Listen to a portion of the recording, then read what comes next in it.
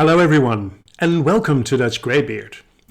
It is high time that I made a video about all the new authors I have read since I started my journey into fantasy. The starting point for that, as you may know, is January of 2023. For this video, I will restrict myself to fantasy authors only. Since the beginning of my fantasy journey, I have read books by 18 authors that were completely new to me. Considering that I've read over 85 fantasy books in that period of time, 18 new writers doesn't seem like a lot to me. The thing with me as a reader is that when I really enjoy an author, I tend to want to read one's entire oeuvre. There are only 5 authors of whom I've read only one book. Of one author, I read no less than 15 books. You can probably guess who that is. I will name each author whose work I've met for the first time, starting with my least favorite, going up to my favorite one so far. I'll show you the book or the books I've read by these writers and tell you a little bit about what I did or did not like about his or her writing. So, without further ado, let's jump right in with the first one. On the 2nd of June of this year, I eagerly started to read Phantastis, the most well-known book by the great-great-grandfather of the fantasy genre, George MacDonald. He lived from 1824 till 1905. Phantastis was first published in 1853. Being invested in this genre, I'm curious about its origins. Where did it all start? What were those early fantasy books like? On page 78, about 50 days after I started reading it, I threw in the towel. This prose has not aged very well. There was no plot to the story. The main character just wandered on in fairyland, in meandering prose, without goal or purpose. So I'm afraid I DNF'd Phantastis, something I rarely do. The other books in this collection I bought, I probably won't be reading, but I have one small book by this author which I will give a try. It is called The Princess and the Goblin, which was published in 1872. Even though this meeting with one of the oldest books in the genre was not very good, I'm still glad to have experienced it. During the final days of 2023 and the first days of 2024, I read The Last Unicorn, the most popular book written by Peter S. Beagle. It was first published in 1968, making it one of those books that falls into my category of history of fantasy, even though it is post-Lord of the Rings, of course. My experience was not altogether very positive. But, as with George MacDonald, I'm glad that I now know this book so many people are raving about. Most of the reviews I saw talk about nostalgia, this being a book people read during their earlier years and have very fond memories of. Perhaps that is one of the rules. To truly enjoy this book, you must have read it during your childhood. And perhaps that is why it was only so-so for me. The chances of me ever reading another book by this author are virtually non-existent. It would seem that the oldies in this genre don't get me all that excited. Recently I read The King of Elfland's Daughter by Lord Dunsany. This book was first published in 1924, some 13 years before The Hobbit and 30 years before Lord of the Rings. Even though this book was a huge improvement compared to Phantastis, I had a lot of problems with the writing style. So, unless someone convinces me to do a Lord Dunsany buddy read or something like that, I won't be returning to this author. My next new author also belongs to older fantasy. Convinced by a couple of enthusiastic booktubers, I bought the 5 books of Alexander's The Chronicles of Prydain or Prydain. The first one, the Book of 3, was published in 1964, my birth year. I read all of them in April of 2023. They are short and easy to read books. The stories were somewhat predictable and its target audience is very young actually. I can enjoy a good YA book, but these are more children's books. Still, I enjoyed the story and had a good time with the books, but Lloyd Alexander is not on my radar for any future reads. We are now entering territory where I really like the new authors I met. Starting with David Eddings, whose Belgariad series I read back-to-back in May of 2023. These 5 books didn't really blow me away, but I thoroughly enjoyed them. The story is rather tropey and not very innovative, but the books are well written and entertaining. Next to the Belgariad, I also bought his 5-book series The Malloreon. I'm looking forward to reading that series, but I presume that after that I won't be picking up another David Eddings series very soon. I've heard that most of his books tell more or less the same story. With that in mind, I'd rather be reading other books. I remember browsing through the bookshelves in the bookstores I visited in my youth and seeing those colorful books by one Terry Pratchett. Somehow, despite the colors, or maybe even because of them, I was never tempted to give them a try.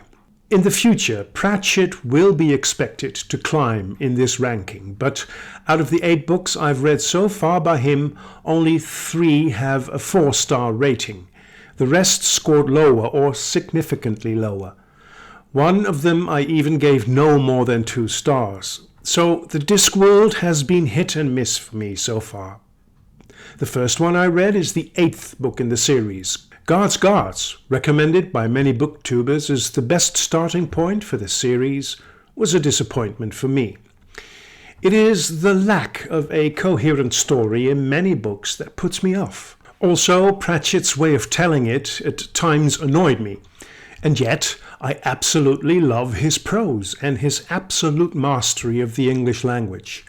I don't read his book specifically for the humor, although I have laughed out loud many times reading The Wee Free Men. Back in the day when I still bought books without restraint, I collected almost all of the Discworld novels, so Pratchett's books take up a complete shelf in my TBR bookcase. So yes, I will definitely be reading more of his works, and after Mort, the 4th book in the series, I'm very much looking forward to continuing.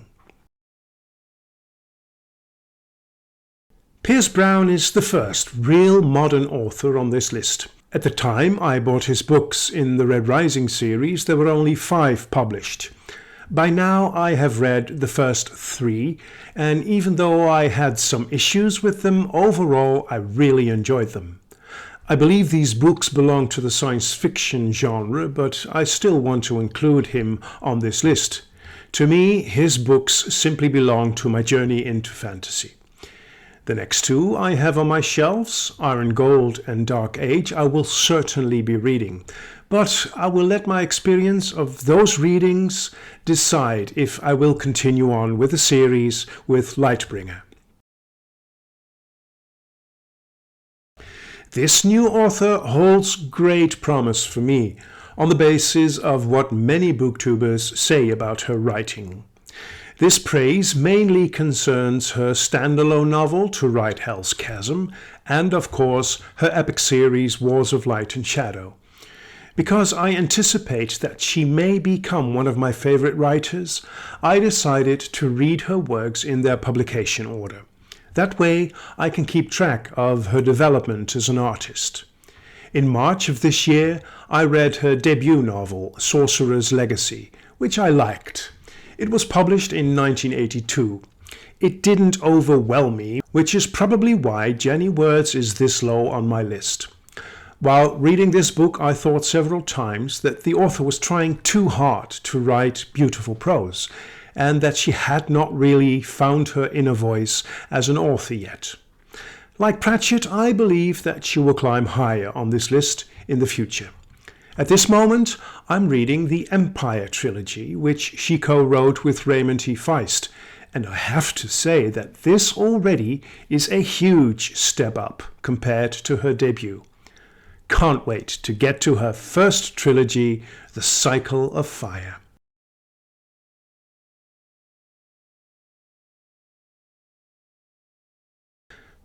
For my number 10 spot of new authors, I could not choose between two authors who I regard as equals.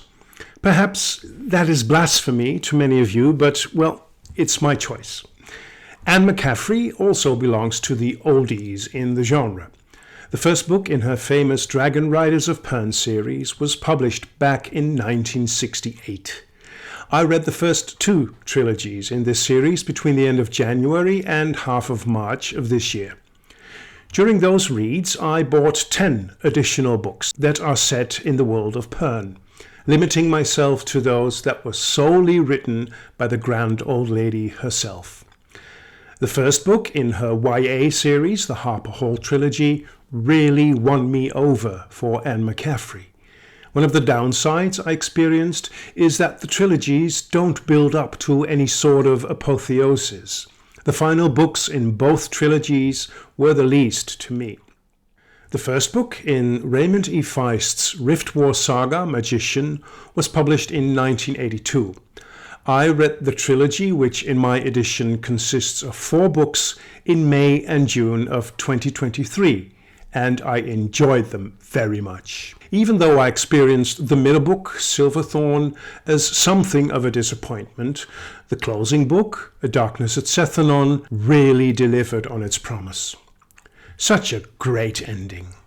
At this moment, I am reading, as mentioned, the Empire trilogy, which Feist co-wrote with Jenny Wirtz.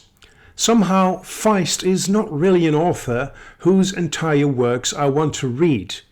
For now, I am happy with the Rift War saga and the Empire trilogy. At the moment, I don't have any other books by this author on my shelf, and I believe that that's not going to change. That is also the case with this next author. The fact that I am not very eager to continue reading other works by N.K. Jemisin has nothing to do with my appreciation of the Broken Earth trilogy. I mean, the books scored 91, 93 and 94 points out of 100, which are very high scores. There are a few reasons for my hesitancy. First is that the pickup ability of her books was rather low. Mainly the gloominess of the story and the density of the prose were responsible for this. Having overcome these minor obstacles, a masterpiece emerged at the end of my reading time.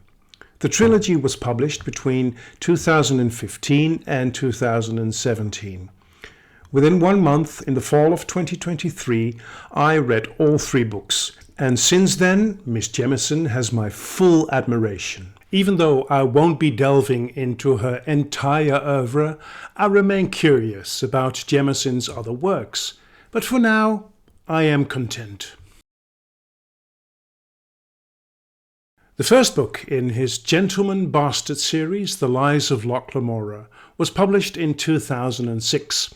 I read it in April of 2024 and it was a direct hit. During a buddy read with BJ Minton, a very good friend of the channel, we exchanged our experiences through email.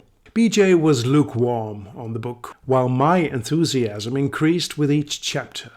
I'm very eager to continue with the 2 other titles that are out, and I honestly hope that the last publication promise regarding the 4th volume, The Thorn of Emberlane, will be kept this time. I love this kind of heist stories, although the ending perhaps was a bit too much, as BJ put it, Batman saves Gotham City. Also, the banter between the characters regularly put a smile on my face. Granted, it wasn't such a big smile as the banter in Sullivan's Rieria Revelations put on my face, but still, very enjoyable and very well written. More to come. Even though Piranesi from 2020 by Susanna Clarke still is a very big contender for my book of this year, I couldn't give her a higher spot than 6th place. This is mainly because I read only this one book of hers, a small one at that. That simply is too small a basis for a higher position. She hasn't published very much. 2 novels, 1 small, 1 huge, a story collection and 1 short novella. I don't have it on my shelf yet, but I'm quite sure I will be reading the huge one, Jonathan Strange and Mr. Norrell. If that book is anything as good and surprising as Piranesi is, Clarke will most certainly climb up 1 or 2 spots on this list. For now, she remains one of my most promising new authors. I'm surprised at myself that I didn't get around to reading more of Robin Hobb this year. From November 23 till January this year, I read the Farseer trilogy, her first semi-series within the huge Realm of the Elderlings series. This trilogy was published between 1995 and 1997. I adored her prose, her storytelling and her famous character work. And I'm very eager to start the second trilogy, The Lifeship Traders, which has received praise all over BookTube. Although the scores of the 3 books I read compare to those I gave to the Broken Earth books by N.K. Jemisin, and yet I do have the entire Realm of the Elderling series standing ready on my bookshelves behind me to be read. So you see that ratings say only one thing about one's reading experience. This coming year, I will make it a priority to read more Robin Hobb. Perhaps I may even manage 2 trilogies. After Robert Jordan, Michael J. Sullivan was my second new author when I started my journey into fantasy. After reading the prequel and the first 4 books in the Wheel of Time back to back, I thought it was time for something else. My choice in February of 2023 for the Rhaeria Revelations by this author couldn't have been a better one. This series keeps on getting better in my memory. At the time I thought it was just a fun trilogy, a nice break from the demanding Wheel of Time. But as time moves on, I realize it was much more than just that. It was certainly fun, and it was a nice break, but thinking back on it, I believe the closing pages of Heir of Northron are the best I have ever read in any trilogy. And so far, nothing has surpassed the banter between Royce and Hadrian. This duo has the most hilarious dialogues I have ever read in any book. Just before I embarked on my Read What You Own challenge back in May this year, I realized that I had nothing new by this author on my shelves. I quickly remedied that by buying the first 4 books in his Rhaeria Chronicles. Haven't started reading those yet, but like a good wine, they are on my shelves and they are ripening for the right moment to be savored. So, there's no rush. After seeing the first season of the Wheel of Time series on Amazon Prime, I instantly bought the entire Wheel of Time in the Tor Mass paperback edition.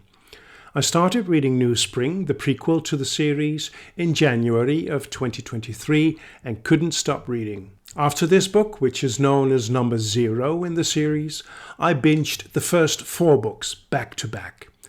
After that, I took it a little bit slower. I read the final book in the series, A Memory of Light, in May of this year. So altogether it took me 17 months to read the entire Wheel of Time. Books 1, 2, 3 and 6 are my absolute favourites, although books 4, 5, 7, as well as the final 3, 12, 13 and 14, are also amazing. My least favourites in descending order are 9, 0, 11, 8 and 10. The average score for the complete series is 90.3 points out of 100, which compares to a 4.5 stars.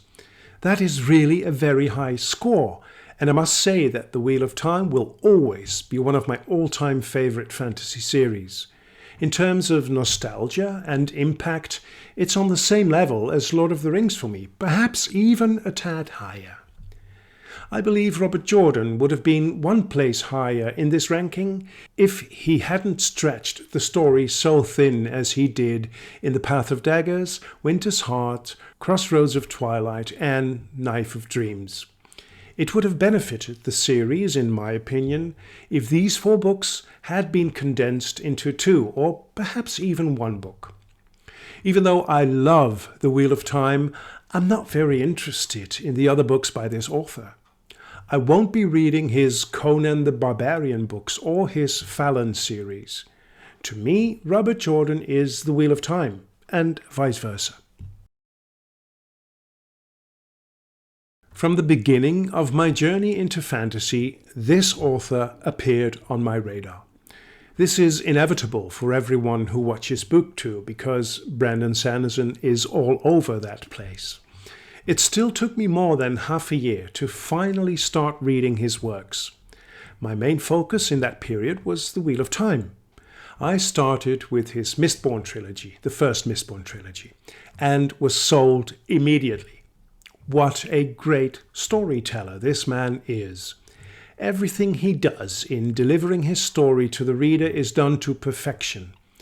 In the beginning, I echoed the general opinion of his prose being somewhat bland, but I have to revise that view. Having read 11 books by him now and several short stories, I have come to appreciate his style of writing more and more. True, it's not overly poetic, but I've come across many gems, and above all, I have found much wisdom. That last element is very important to me. I will always prefer any story that has more depth to it and conveys some profound vision behind the actual story than stories that are just that, a story. Now that I've been initiated into his Stormlight archive, where the veils around the Cosmere slowly but gradually are lifted, I'm all the more invested in this author.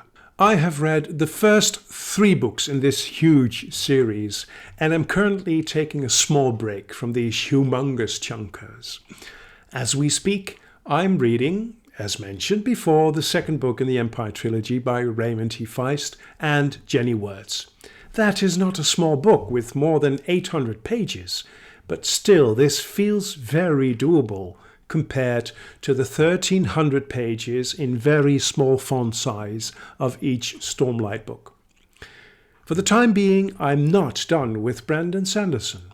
In the Cosmere alone, I still have more than 10 books and a few short stories or novellas to read. And after that, I no doubt will be reading his other works. Any story written by this naturally gifted storyteller is worth reading. This number 1 spot is partly based on the huge promise GGK's books on my TBR shelves hold for me. Tegana, which I read at the end of 2023, became my book of that year. This was such an impactful read for me that I decided to read his entire works in their order of publication. So this year I read his first trilogy, the Fionafar Tapestry. These books were published between 1984 and 1986. Other than Tegana, the pickup ability of the Fionafar books was a bit low. This has to do with the condensed prose and the fact that the world building at times got in the way of the story. Still, I enjoyed these books very much, and I cannot wait to further explore GGK's works. Up ahead of me are books like Song for Arbonne, The Lions of Al-Rassan, and about 10 other of his titles that patiently wait to be picked up in due time. The writing of Kay is the best I have experienced so far in fantasy. Practically every sentence of this author is a well-rounded piece of art, and the emotions his stories provoke are intense and unforgettable. There are so many scenes that bring tears to my eyes, and there are so many sentences to savor. In short, Guy Gavriel Kay is my most appreciated new author of the last 2 years, and I cannot imagine that he will be deposed from this number 1 spot anytime soon. So, These were the 18 new authors I've come to know since the beginning of my journey into fantasy. I'd love to hear your thoughts on this list. Which are your favorite authors, or are there any authors you really do not like? This coming year I will no doubt add more names to this list. A quick scan of my TBR bookshelves behind me result already in names like Joe Abercrombie, Jim Butcher, Sebastian de Castell, Stephen Erickson, David Gemmell, John Gwynne, James Islington, George R.R. Martin, of course, Patrick Rothfuss, R.A. Salvatore, Jen Williams, and Tad Williams, just to name a few. Do you know these authors? Perhaps some of them are your favorites. Please let me know in the comments. Alright, thank you very much for watching this video. Until we meet again at Dutch Greybeard.